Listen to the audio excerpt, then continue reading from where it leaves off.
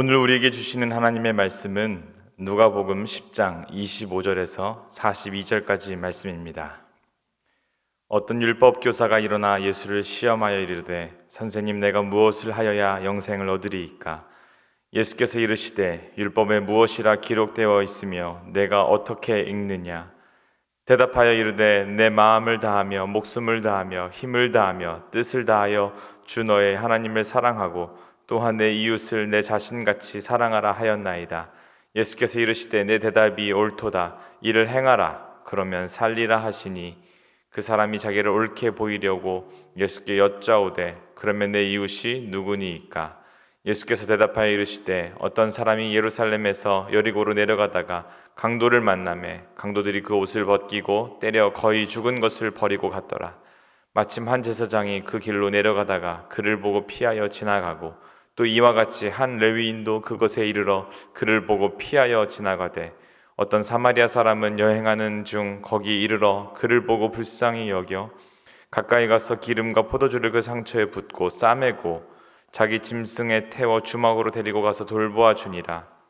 그 이튿날 그가 주막 주인에게 데나리온 둘을 내어주며 이르되 이 사람을 돌보아 주라. 비용이 더 들면 내가 돌아올 때 갚으리라 하였으니 내 생각에는 이 세 사람 중에 누가 강도 만난 자의 이웃이 되겠느냐? 이르되 자비를 베푼 자니이다. 예수께서 이르시되 가서 너도 이와 같이 하라 하시니라. 그들이 길 갈 때 예수께서 한 마을에 들어가심에 마르다라 이름하는 한 여자가 자기 집으로 영접하더라. 그에게 마리아라 하는 동생이 있어 주의 발치에 앉아 그의 말씀을 듣더니 마르다는 준비하는 일이 많아 마음이 분주한지라. 예수께 나아가 이르되 주여, 내 동생이 나 혼자 일하게 두는 것을 생각하지 아니하시나이까?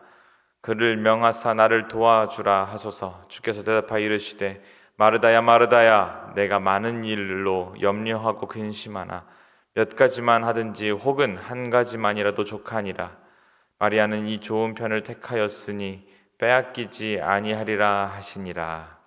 아멘. 오늘 함께 읽은 본문을 가지고 진정한 기쁨을 누리라 라는 제목으로 하나님 말씀 나누기 원합니다. 오늘 묵상한 말씀은 또렷한 두 가지 주제로 나누어져 있습니다. 먼저 25절에서 37절까지는 어떤 율법교사의 질문으로 시작된 누가 참된 이웃인가에 대한 주님의 가르침이고, 그 다음 38절부터 42절까지는 너무나 유명한 마르다와 마리아의 이야기입니다. 오늘 본문 이전에 24절까지 예수님께서는 70인 전도대원들의 보고를 받고 성령으로 기뻐하시는 장면이 등장합니다. 이어서 오늘 그 예수님께 누가 찾아오냐? 율법교사가 찾아옵니다. 율법교사는 예수님을 시험하려는 이 불순한 의도를 가지고 질문을 합니다. 좀 내용이 이상하다고 느끼실 수 있을 텐데 이런 질문을 합니다. 선생님, 내가 무엇을 하여야 영생을 얻으리이까? 라고 질문하죠. 지금 우리들의 이 관점으로 본다면 명백하게 틀린 질문입니다. 무엇을 해야만 영생을 얻을 수 있는 게 아니라는 것을 우리는 너무나도 잘 알고 있기 때문입니다. 이런 잘못된 질문에 예수님은 다른 질문으로 답변을 하시죠. 26절에 율법에 무엇이라 기록되었으며 너는 어떻게 읽느냐? 라고 질문하십니다. 이 예수님의 질문이 정말로 핵심을 찌르는 중요한 질문이라고 생각합니다. 율법이 어떻게 기록이 되어 있느냐도 중요하지만 그 기록된 율법을 어떻게 읽느냐가 더 중요하다는 것입니다. 그러자 율법교사는 앵무새와 같은 대답을 합니다. 당연히 율법교사였기 때문에 율법을 잘 알았겠죠. 대답하되 내 마음을 다하며 목숨을 다하며 힘을 다하며 뜻을 다하여 주 너의 하나님을 사랑하고 또한 내 이웃을 내 자신과 같이 사랑하라 라고 말합니다. 잘 알고 있더라고요. 정답입니다. 그런데 문제는 그 정답을 올바르게 아는 것만이 아니라 실천하고 있느냐가 중요했던 것입니다. 28절에 예수님께서는 내 대답이 옳도다. 이 일을 행하라. 그러면 살리라 라고 말씀하십니다. 율법교사 정답을 말했는데 그렇게 살지는 않았던 것 같습니다. 그걸 알고 예수님은 그렇게 말씀하시는 겁니다. 그냥 지식으로 유창하게 알고 있을 뿐이고, 그런데 예수님은 그것을 다 아시고 전곡을 찌르시는 겁니다.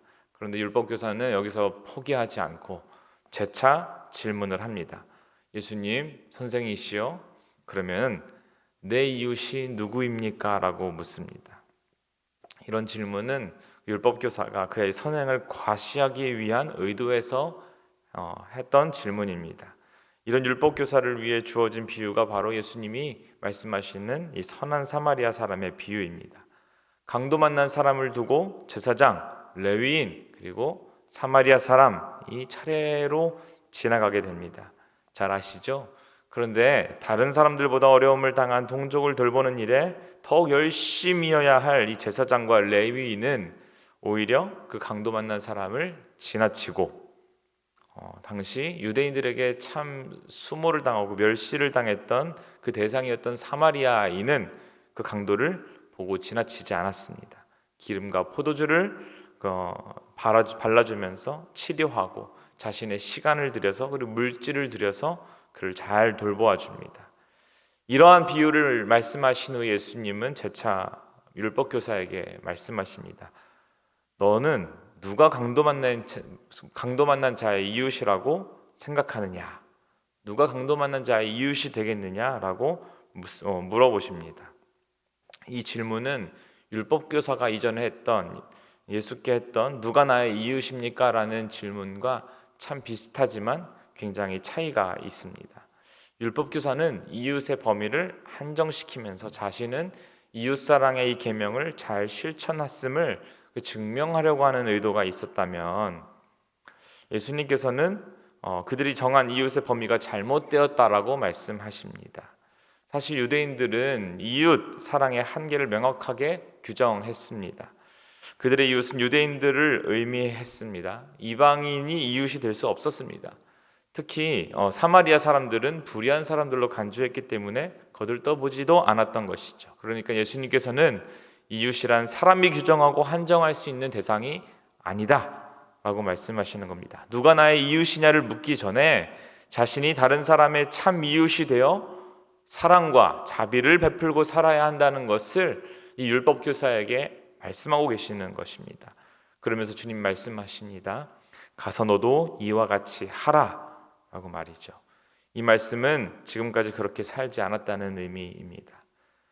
사실 율법의 핵심이 하나님의 사랑, 이웃사랑이라는 율법교사의 답변은 정확한 것이었습니다. 하지만 예수님이 너는 어떻게 읽느냐라고 질문하셨을 때 율법교사는 이웃을 자신들이 정한 율법, 이 정한 울타리 안에 가두었습니다. 하나님께서 말씀하신 내용을 자신의 구미에 맞는 이웃으로 둔갑시킨 것입니다. 그래놓고 나는 잘 살고 있고 율법을 잘 지키고 있고 누구보다 하나님을 사랑한다고 자부하던 사람들이 바로 이 유대인들이었습니다. 그런 이들에게 선한 사마리아 사람의 이 비유는 충격적이었을 것입니다. 자신이 알고 믿는 세계에 대한 확신이 예수에게 나서서 질문하게 만들었고 그것이 자신의 밑바닥을 드러내는 요인이 되었던 것입니다. 코로나의 이 긴 터널이 우리로 하여금 긍휼한 마음 모두 빼앗아가고 있는 시기는 아닐까 생각해 보기 원합니다. 우리 마음이 무미건조해지고 강팍해지고 그런 마음으로 우리는 살아가고 있지는 않은지 돌아봐야 할 일입니다. 오늘 본문 두 번째 단락 이야기는 참 유명한 이야기죠. 마리아와 마르다 이야기입니다. 모두가 아는 내용대로 예수님께서 한 마을에 들어가시고 베다니에 들어가셔서 사람들을 만날 때 어떤 한 마르다라는 여자가 예수님을 영접합니다. 주님을 모셔드리고 영접하는 이 과정 안에서 그 마르다의 동생이었던 이 마리아는 예수님 곁에 앉아서 예수님 말씀을 듣고 앉아 있습니다. 그러니까 이 마르다가 주님을 향해서 다가와서 화가 난 말투로 이야기를 합니다. 바빴던 것 같습니다. 예수님 영접하기 위해서 많은 할 일이 있었겠죠. 청소도 해야 되고 요리도 해야 되고 할 일이 참 많았을 텐데 동생은 게으른 것 같이 예수님 곁에 앉아서 자신을 돕지 않고 말씀만 들으려고 했던 그 모습에 화가 났던 것 같습니다. 40절에 마르다는 예수님에게 찾아가서 예수님 생각을 좀 해보십시오. 이렇게 할 일이 많은데 마리아로 하여금 저에게 다시 올 수 있도록 하셔야 되는 거 아닙니까? 라고 마치 예수님 생각이 있으십니까 없으십니까? 라는 이 말투로 예수님이 말을 하죠. 본말이 전도된 것입니다. 이게 우리 교회에서도 봉사하다가 성도들이 쉽게 빠질 수 있는 함정이라고 생각합니다. 교회 안에는 남녀를 불문하고 많은 이 마르다와 같은 사람들이 필요합니다. 그러나 그런 마르다에 의해서 가끔은 교회 안에 문제들이 발생하는 일들이 종종 있습니다. 주님은 일보다 더 중요한 것이 있다고 오늘 이 비유를 통해서 이 이야기를 통해서 말씀하고 계시는 것입니다. 주님이 더 중요한 것이 있다고 말씀하시는 것이 무엇입니까? 그것은 바로 주님과 올바른 만남을 통한, 주님과의 만남을 통한 기쁨과 감사의 회복이 중요하다 말씀하고 계신 것입니다. 오늘 읽은 이 누가복음 10장 전체의 초점입니다. 누가복음 10장에 나오는 이 두 가지 이야기가 가지고 있는 공통적인 메시지가 무엇이냐? 그것은 율법 교사나 마르다가 다 같이 어떤 일을 통해서 만족을 얻으려고 했다는 것입니다. 외형적으로는 율법을 지키는 일, 그리고 또 마르다는 예수님을 위해서 뭔가를 하는 일, 이것이 굉장히 중요했던 것이고 그것을 통해서 자기의 존재를 확인하려고 했던 것 같습니다. 그런데 그런 일들을 통해서는 참된 기쁨이 없음을 예수님은 비유를 통해서, 말씀을 통해서 알려주고 계십니다. 그런 것으로는 만족과 쉼이 없다는 것을 보여주고 계신 것입니다. 그러므로 우리가 하나님을 위해서 어떤 일을 하는 것보다 더 중요한 것은 주님을 위해서 일하고 활동하기 전에 먼저 주님의 발 앞에 엎드리고 주님의 그 발 아래 앉아서 쉬는 것이 무엇인지를 아는 것이 중요하다는 것입니다. 주님과의 올바른 만남을 통한 이 기쁨과 감사를 회복하는 것은, 그것을 누리는 것이 더 중요하다고 말씀하시는 것입니다. 41절에 예수님께서 말씀하시죠. 마르다야, 마르다야, 내가 많은 일로 염려하고 근심하나 그러나 몇 가지만 하든지 혹 한 가지만이라도 족하니라. 이 말씀 무엇입니까? 많은 일의 위험성을 지적하십니다. 우리가 모두 바쁜 생활 속에서 살아가고 있을 텐데 마리아가 선택한 것은 많은 일보다는 주님 앞에 머물러 있는 것이었습니다. 말없이 묵묵히 헌신하는 이 마르다들이 많이 계시다는 것을 저는 잘 압니다. 보이지 않는 곳에서 헌신하는 분들. 하지만 오늘 이 새벽에 예수님께서는 우리에게 나의 자신의 의를 드러내려는 이 마르다, 또한 또 율법의 어떤 진정한 의미를 축소시키면서 아무 문제 없이 살고 있다고 생각했던 율법 교사와 같은 마음이 우리에게는 없는지 생각해 보기 원하시는 것 같습니다. 예수님께서는 우리와 더욱더 깊이 교제하기를 원하시는 분이십니다. 대화하기 원하시는 분이십니다. 무엇을 해야만 누리는 기쁨은 진정한 기쁨이 아닐 것입니다. 이번 한 주간 시작되었습니다. 바쁜 생활 속에서 일상 가운데서 하나님 앞에 머물러 기도하는 것만으로도 우리 안에 진정한 기쁨이 충만해지는 일들이 경험되어지기를 간절히 축원드립니다. 그로 말미암아 우리 안에 넘치도록 부으시는 그 하나님의 평안을 누리시는 우리 신촌의 모든 성도님들 되시기를 주님의 이름으로 간절히 축원드립니다. 우리 함께 기도하기 원합니다. 함께 기도하실 때 하나님, 우리가 삶 가운데, 우리의 삶 가운데 찾아오시고 우리가 무엇을 해서가 아니라 전적인 하나님의 은혜로 우리를 구원해 주신 그 하나님께 감사를 드리는 이번 한 주간 되기를 원합니다. 하나님, 율법교사와 같이 마르다와 같이 일에 빠져서 중요한 것들을 놓치는 일이 없기를 원합니다. 율법을 완성하신 그 예수님의 사랑으로 조건 없이 이웃을 사랑하게 하시고 하나님과의 관계가 날이 갈수록 깊어지게 하여 주시옵소서. 이 기도 제목 가지고 우리 함께 기도하며 나아갑니다.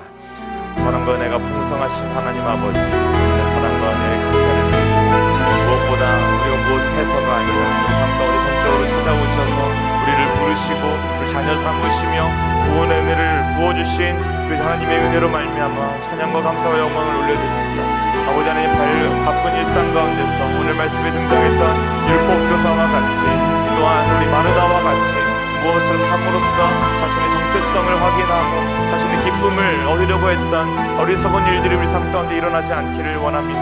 아버지 하나님, 일에 빠져서 하나님과의 깊은 관계를 망각한 채 우리의 일 가운데 하나님 아버지 방황하는 사람 아무도 없게 하여 주시옵시고, 아버지 하나님 한 가지만 선택하라고 말씀하셨던 그 예수님 말씀대로 이 마리아와 같이 예수님 곁에 머물러서 주님의 음성에 귀를 기울이고 하나님과 더욱더 교제하는 일을 선택하는 이번 한 주간 한 사람 한 사람의 영혼 될 수 있도록 주님 인도하여 주시옵소서. 그로 말미암아 우리 삶 가운데 복잡한 일들이 아니라 우리 참 평안과 참 구원을 허락하시는 하나님의 그 손길과 하나님의 인도하심을 경험하는 우리 신촌의 모든 성도들 될 수 있도록 주여 역사하여 주시옵소서. 간절한 마음으로 기도하며 나아갈 때 아버지 우리 삶을 붙드시고 인도하시는 하나님의 그 선하신 손길을 경험할 수 있도록 기도에 응답하시며 하나님 믿음으로 이 모든 상황들을 견뎌낼 수 있는 믿음을 허락하여 주시옵소서. 주여 우리와 함께하여 주시옵시고 기름 부어 주시옵소서. 이제는 우리 구주 예수 그리스도의 은혜와 하나님의 사랑하심과 성령님의 교통하심이 우리와 함께 계시고 우리에게 참된 기쁨을 주기 원하시는 그 주님 앞에 더 깊이 주님을 만나고 더욱더 이웃을 사랑하기로 결단하며 나아가는 신촌의 모든 주의 백성들 머리 위에 이제로부터 영원토록 함께 하옵시기를 간절히 축원하옵나이다. 아멘.